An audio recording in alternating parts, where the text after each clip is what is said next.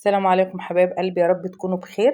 اللهم صل وسلم على سيدنا محمد. النهارده ان شاء الله هنعمل شويه فراخ بقى ايه تحفه كده، فراخ سليمه مقطعينها كده، فرخه حلوه كده هنشويها في تتبيله سهله وبسيطه وفي نفس الوقت ما شاء الله تحفه التحف. هنشوفها وان شاء الله تعجبكم جدا. وجنبيها عملنا شويه رز بسمتي، احنا غرفناه كده في الصينيه العربي، شغل زي المطاعم بالظبط، عشان نحس ان احنا قاعدين في مطعم بالظبط. دي نفس الصينية اللي احنا بنشوفها في المطعم، بيبقى زايد عليها شوية كفتة زي ما بتحبي تطلبي. شايفين الرز معايا مفلفل ما شاء الله وتحفة. الفراخ مشوية، بصي هي فراخ مشوية عاملاها في الفرن بس بطريقة التتبيلة، وشوف ما شاء الله مستوية كده ونايحة، مفيش بعد كده. الطعم والتتبيلة والريحة تحفة. أول ما حطيتها كده بالصينية شكل تحفة يفتح النفس. هنخش بقى على التتبيلة بتاعتنا السهلة البسيطة، مكوناتها في كل بيت. لا هنقول سوسات ولا هنقول دبس رمان ولا أي حاجة خالص من دي، وأوعدكم إن هي تطلع بنفس الطعم بتاع السوسات كلها.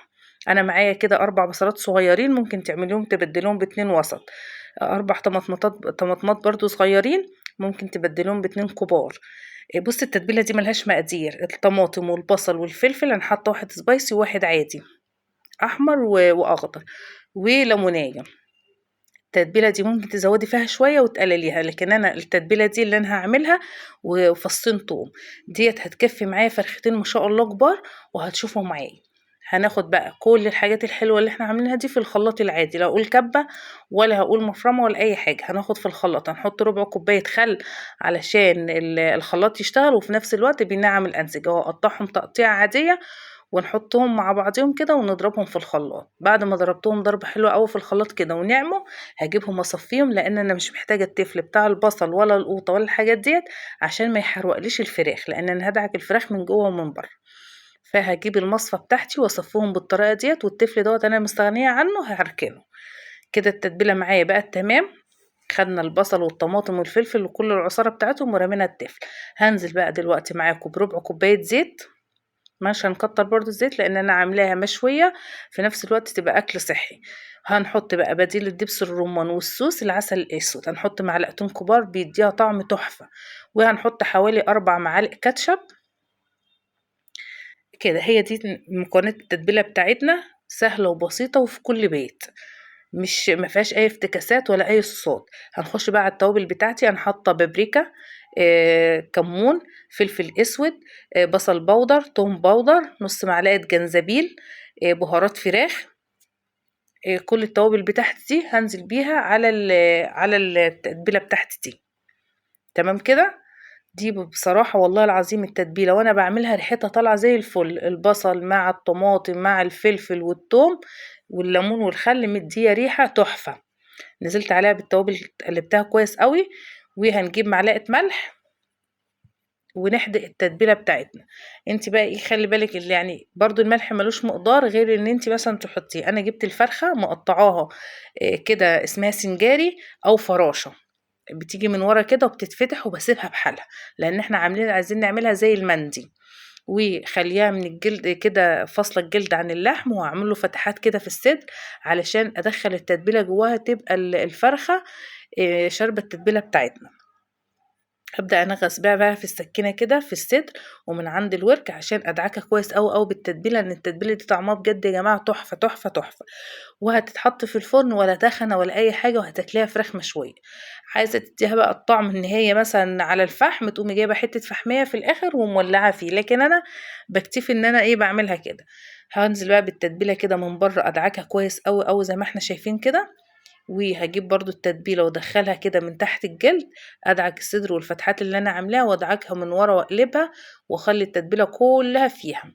اجيب نفس الحكاية الفرخة التانية، ابدأ برضو اشرحها كده من جوه ومن بره، وادعك التتبيلة فيها من جوه ومن بره زي ما احنا شايفين كده. اغرقها في التتبيلة واركنها، وانزل ببقية الصوص بقى معايا. ما هو كان ما شاء الله زايد يعني، شوف شوية التتبيلة دي عملوا لي فرختين كبار وما شاء الله. هبدأ اغطيها بقى بكيس بلاستيك عادي، واقوم حطاها في التلاجة 3 4 ساعات كده. كل ما بتخليها شاربة في التتبيلة كل ما بتديكي شكل ولون احسن وطعم احلى. انا هجيب صاج كده من اللي بدخله في الفرن، وهجيب الشبكة بتاعته وهرص الفراخ عليها. انا حطاها بحالها زي ما انتم شايفين كده، هحطهم عكس بعضيهم علشان المكان ياخدهم. وهجيب بقية التتبيلة اللي كانت في الأرضية وهحطها رشها عليهم كده. أنا طبعا معايا الفرن مسخناه على درجة حرارة 200، وهدخلهم في الفرن. بس كده اسيبهم. هبدأ بقى اعمل شوية الرز البسمتي معانا. انا حاطة معلقتين زيت على معلقتين سمنة، وانزل ببصلاية كده مفرومة ناعم، يا دوب اديها تشويحة معايا في السمنة وفي الزيت، يا دوب تتشوح بس معايا كده. وابدأ انزل بقى ايه بالبهارات بتاعتي والتوابل. معايا ورق لوري، فلفل اسود، كاري، كركم، قرفة، فلفل اسود وكمون. بس كده. وهنزل بقى احمصهم، ومعلقة قرنفل. دي برضو انا ما بحبش الحاجه تتحط سليمه علشان بتيجي تحت الضرس كده بتضايقني. بنعم كل الحاجات ديت وبحطها. هقوم حاطاه بقى نازله بيها بالرز في التتبيله دي، بعد ما البهارات بعد ما اتحمصت بتدي ريحه حلوه قوي. وابدا اقلب الرز بتاعي اديله تشويحه كده في التوابل. ومعايا بقى انا الميه السخنه على النار في الكتل، وهبدأ أملحه وأحط له واحدة مرقة دجاج كده، لأن أنا بصراحة هسقيه النهاردة بمية مش بشوربة، لأن أنا شاوية زي معاكم الفراخ فما عنديش شوربة. هبدأ أزوده بقى بالمية وأحط له واحدة ماجي. بس كده. بيبقى عيار الرز إنك بتسيبي نص عقلة صباع كده، لأن الرز البسمتي بياخد مية أكتر. واسيبه. انا دلوقتي شايفين الفراخ معايا في الفرن تحفه ازاي. انا بحبها محمره شويه فبستنى عليها في السوا تتك. انا كده كنت خلصت الرز ووطيت عليه بقى. شوفين ما شاء الله لونه اصفر جميل مفلفل. انا غرفته معاكم في الصينيه كده، شغل يعني اللي بحب انا شغل المطاعم كده، وان الصينيه تبقى عربي. شايفين الفرخه ما شاء الله مستويه تحفه التحف بجد والله يا جماعه. التتبيله هي كانت سخنه مش عارفه اقطعها، بس شايفين سايحه ونايحه كده، العظمه طالعه منها ازاي بمجرد ما مسكت الايد بتاعه الورك كده ما شاء الله طالعه. حته الفرخه كده مع البتاع، ولا طبخنا بقى الجو بيبقى حر ولا الكلام ده. فان شاء الله الفيديو بتاعي يعجبكم والتتبيله تبقى سهله وبسيطه. بحبكم في الله. فيديو بتتاخر، والسلام عليكم ورحمه الله وبركاته.